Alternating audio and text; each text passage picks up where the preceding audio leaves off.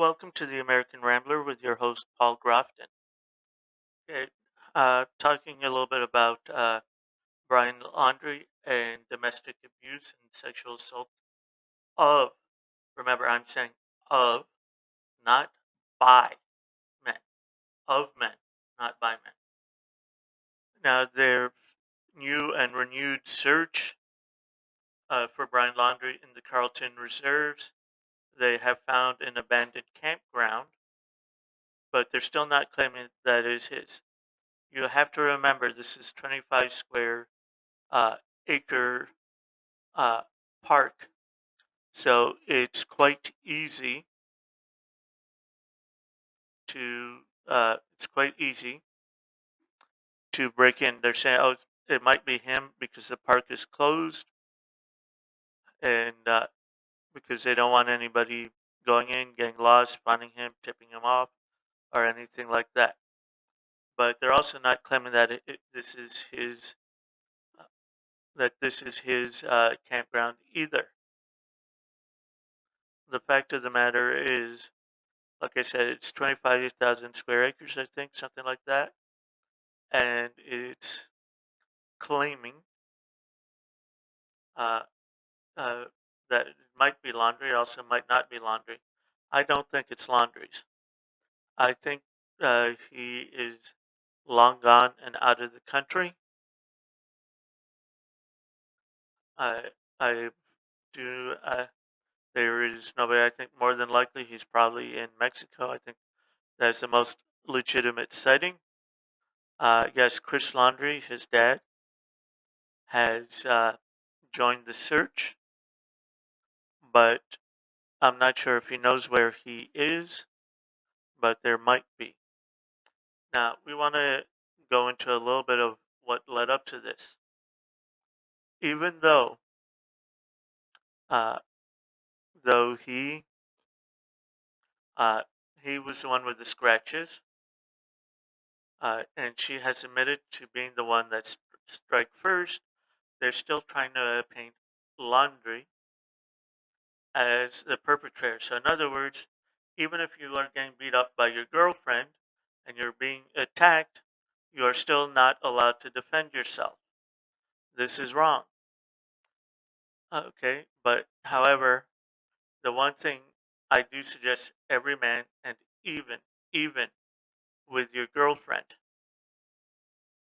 I don't care how long you've been with her, you should always have a body camera on you.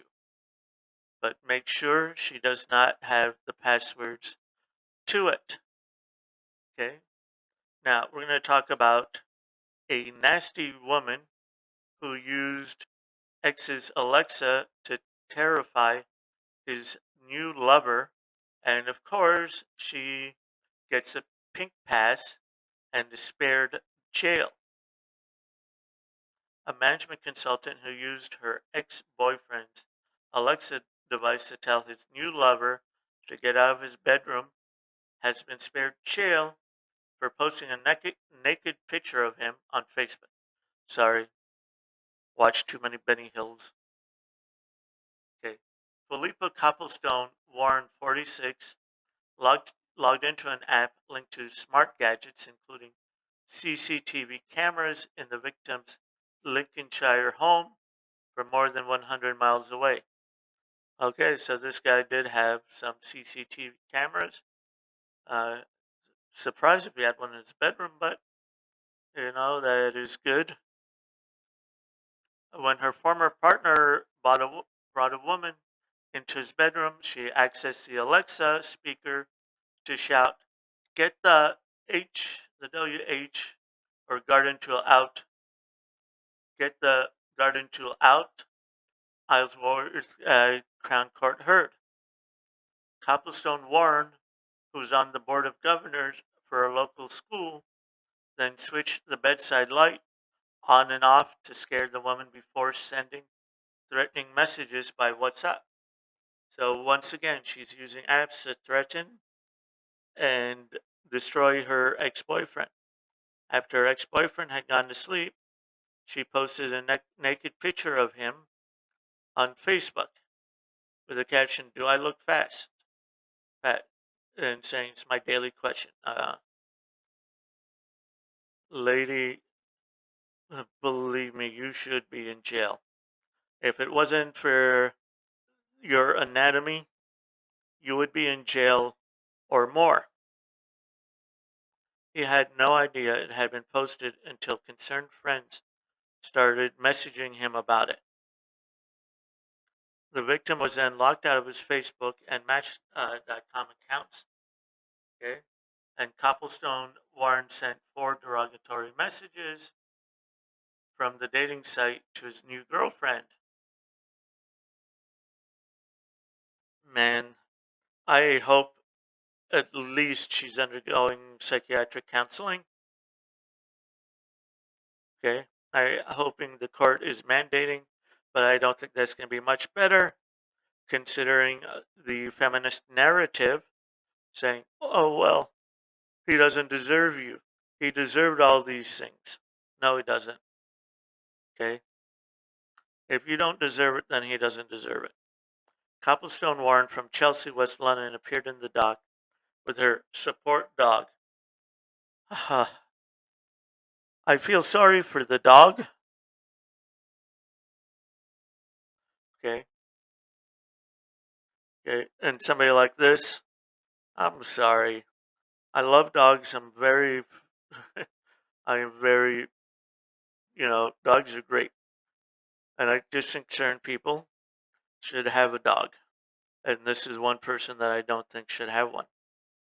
On Wednesday, after previously pleading guilty to a single count of disclosing private sexual photographs with intent of cause distress on or October before October 6, 2019.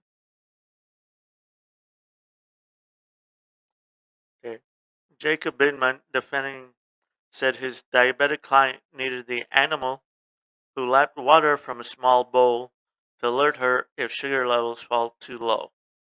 Oh, really? Yeah. Uh, please provide proof.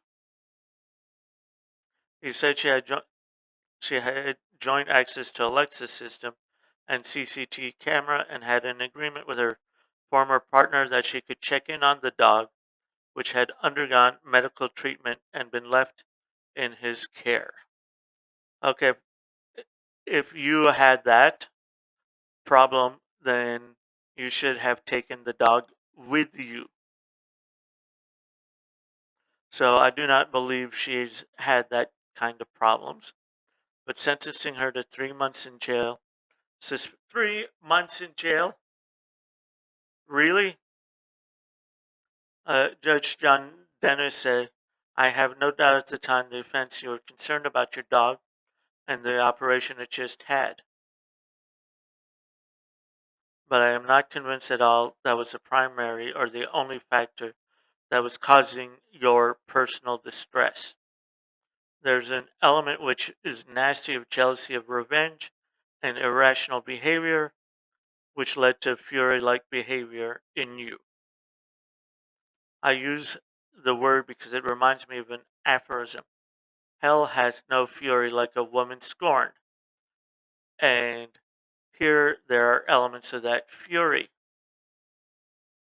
The judge described Copleston-Warren as a woman of exceptional character and behavior who had worked hard for charities because she was unable to seek paid employment for medical reasons. She's a.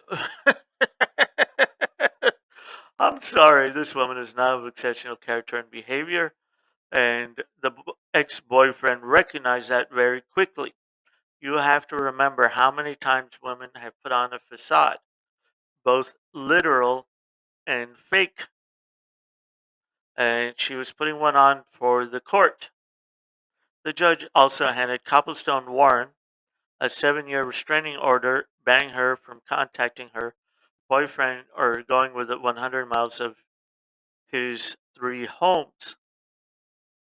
The victim said in an impact statement, he is having therapy and finding it difficult to sleep, leave home, and socializes as before, following the crime.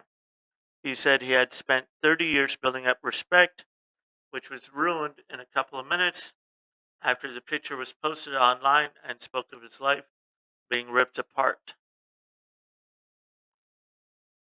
Yes.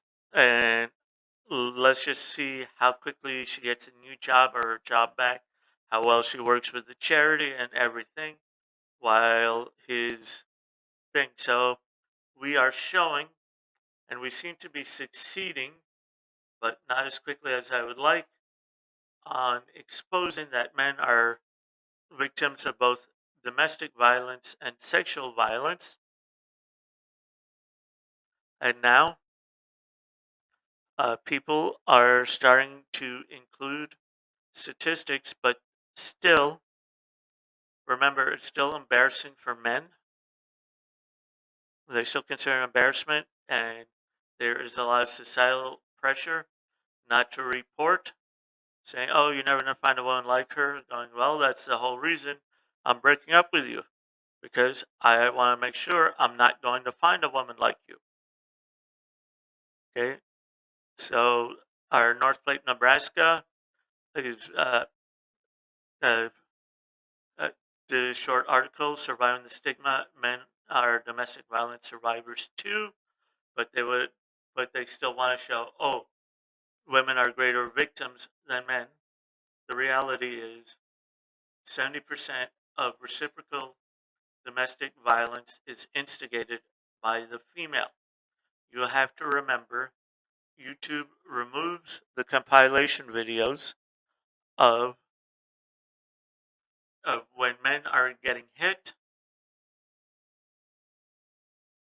and they cannot, and they do everything they can to avoid it until the last resort is to leave. There recently, well, it wasn't recently, but it was a few years back, of a very large lumberjack of a man being repeatedly punched while a woman filmed it. I'm sorry, I can't post a clip here because that would give me a strike for promoting violence. Okay, okay, but you can check the link below showing what happened. Okay, it's not from a YouTube video, but from a newspaper. Uh, woman was filming it. It was like a good 2 minutes of him just standing there taking the punches. Then, when he tried to leave in his car, she restrained him and brought him back. So, the only way he felt that he was going to be able to leave safely was to defend himself. And now he's the one considered to be the sexual violent, well, not the sex, but he's now considered to be the violent one.